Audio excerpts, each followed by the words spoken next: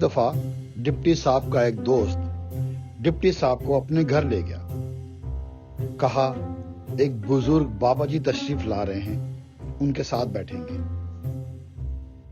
Deputy صاحب جب ان کے گھر گئے, دیکھا گھر کے تمام افراد وہاں موجود ہیں, خواتین بھی ہیں, بچے بھی ہیں, بزرگ بھی ہیں, مرد حضرات بھی ہیں.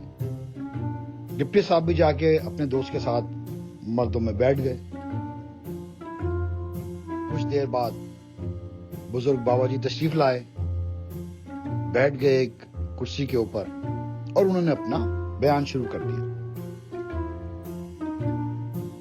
بیان کے دوران ڈپٹی صاحب کے دوست کا ایک بھائی اٹھا اور انہوں نے بابا جی کی شان میں گستاخی کر دی, جس سے بابا جی بہت ناراض ہوئے. ان کو بہت غصہ آیا اور ان کا غصہ تمام لوگوں نے دیکھا. ابھی سب بابا جی کا غصہ دیکھ ہی رہے تھے تو انہوں نے محسوس کیا کہ وہ اندھے ہو گئے, ان کو کچھ نظر نہیں آ رہا. سب بہت چیخے, بابا جی معاف کر دیجئے, بابا جی گستاخی ہو گئی, معاف کر دیجئے, بابا جی معاف کر دیجئے. بابا جی نے آؤ دیکھا نہ تاؤ اپنا جوتا اتارا اور جو سامنے آ رہا ہے اس کو مارتے گئے. خوب مارا, خوب چترول کی سب کی. جو سامنے آتا اس کی چترول پڑی اور ڈپٹی کو بھی ایک چھتر پڑا.